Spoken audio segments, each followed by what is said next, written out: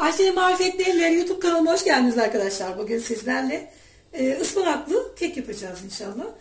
Şöyle anlatayım. İlk etapta arkadaşlar ıspanağımızı çekeceğiz. Şöyle iç bal ıspanağı arkadaşlar. Şöyle yapraklarını aldım güzelce. Yıkadım sirkeli suda. Yıkadıktan sonra süzdürdükten sonra yarım bardak su bardağıyla yarım bardak sütle birlikte güzelce bir püre haline getireceğiz ıspanağımızı.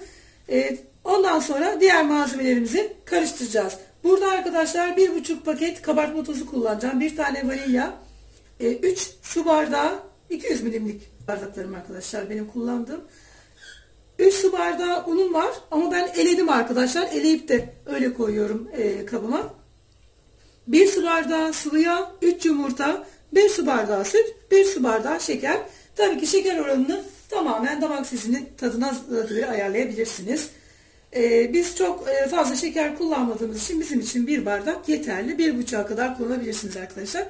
Hemen şöyle ıspanağımı gidip çekip şöyle püre haline getiriyoruz. Şöyle arkadaşlar yarım bardak sütümü ekliyorum. Püre haline getiriyoruz. Devam ediyoruz öyle. Evet arkadaşlar püremi çektim. Şöyle 2 bardak oldu. Ve ben yarım bardak süt koymuştum. 1 su bardağımın yarısını daha koydum. Yani 1 su bardağı da ıspanak püremin yaprağımın içine süt koymuş oldum. Püre haline gelsin diye arkadaşlar. Şimdi 3 tane yumurtamızı ekliyoruz. Şöyle 1 su bardağı şekerimizi ekliyoruz. Şöyle güzel bir çırpalım hemen.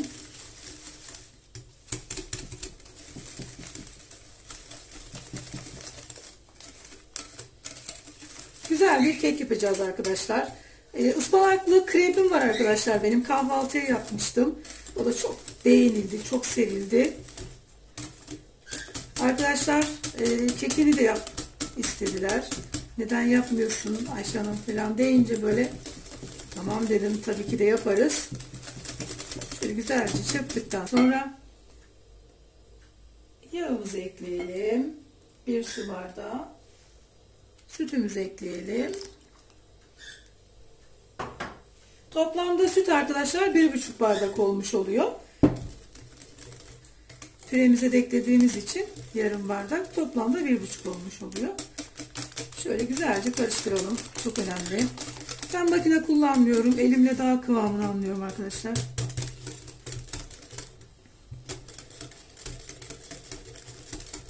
Tamamdır. Şimdi sırayla aktaracağız. Şöyle bir tanesini bırakalım içine.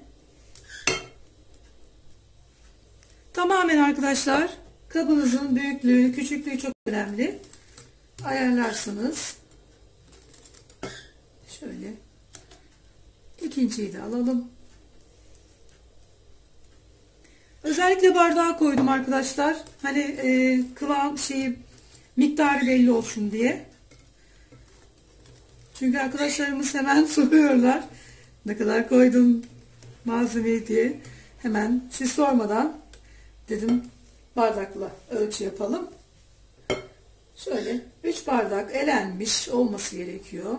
Unumuzdan şöyle biraz bırakalım. Bir tane vanilyamızı ekliyoruz. Arkadaşlar kek yaparken çok önemli. Püf noktalara dikkat ederseniz harika kekleriniz olur. Ben burada 1,5 kullanmak istiyorum.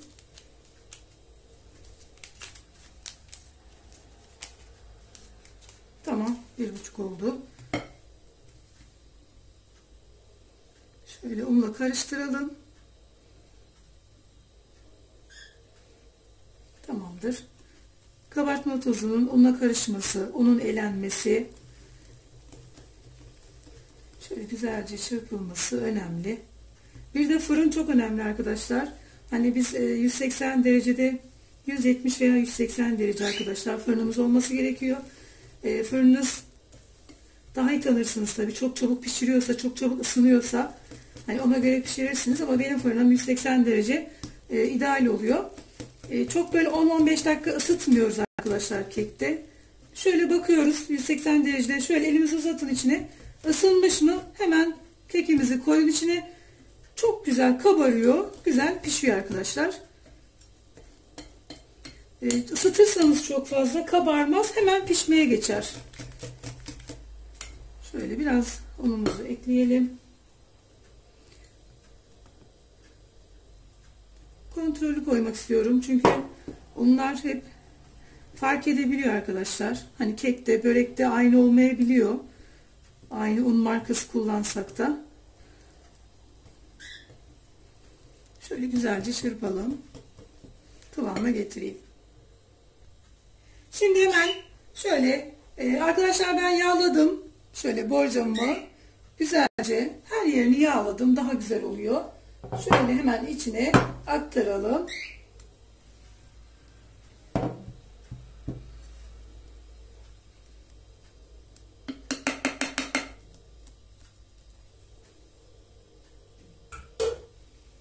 Bismillah.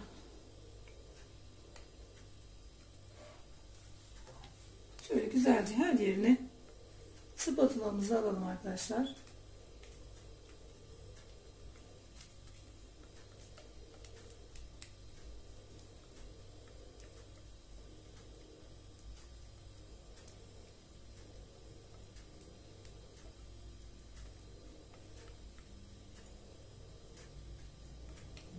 Tamamdır.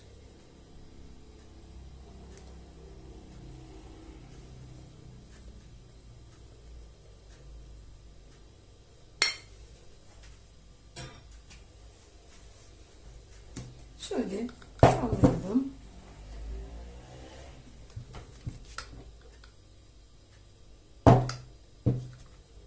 Boşluklar olsun arkadaşlar.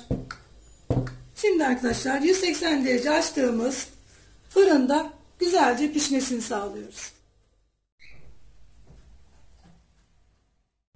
Arkadaşlar kekimiz çıktı fırından. Güzelce böyle soğumasını bekledim bir 10 dakika falan. Yani 7-8 dakika falan. Şöyle bir bakalım. Bismillah. Oo maşallah. Bakın harika olmuş arkadaşlar. Hiç hala duman üstünde. Çok güzel çıktı. Hemen bunu güzelce bir kaba alalım. Süsleyelim. Arkadaşlar kekimizi şöyle güzelce borcamın kendi kabının arkasına koydum. Çok şişmiş, çok kabarmış. Keserken böyle şöyle hep çatlak oldu ama olsun görüntüsü. Ben üzerini biraz kaldırdım. Böyle tam yeşil görünmesi açısından daha hoşuma gidiyor. İsterseniz açmayabilirsiniz. Bakın şöyle harika oldu arkadaşlar. Yakından göstereyim. Gerçekten çok lezzetli. Bakın ne kadar güzel şişmiş, kabarmış. Şöyle yakından gösterince her şey görünüyor. Mis gibi oldu arkadaşlar. Şimdi biraz pudra şekeri dökeceğim ben buna. Şöyle göstereyim hemen. İsterseniz dökmeyebilirsiniz arkadaşlar. Tamamen isteğinize bağlı. Şöyle güzelce. Başka bir şey koymak istemiyorum. Kek olarak yemek istiyoruz. Şöyle kar yağdıralım. Harika oldu. Tamamdır. Hemen biraz daha. Şöyle şuralara da koyalım. Her yerine gelsin arkadaşlar. Daha güzel oluyor. Şöyle birazcık daha kekimizin diliminin üstüne koyalım. Tamamdır. Harika oldu. Evet arkadaşlar. Ispanaklı kekimiz şu anda hazır. Harika bir dokusu var arkadaşlar. Şöyle elime almak istiyorum göstermek için. Gerçekten her yeri çok güzel oldu. Mis gibi kabardı. Yumuşacık. Delik delik oldu arkadaşlar. Bu çok güzel içinin pişmesi demek oluyor. Beğendiyseniz beğeni butonuna basın arkadaşlar. Abone olmayı unutmayın. Abone olan arkadaşlarıma çok çok teşekkür ediyorum arkadaşlar.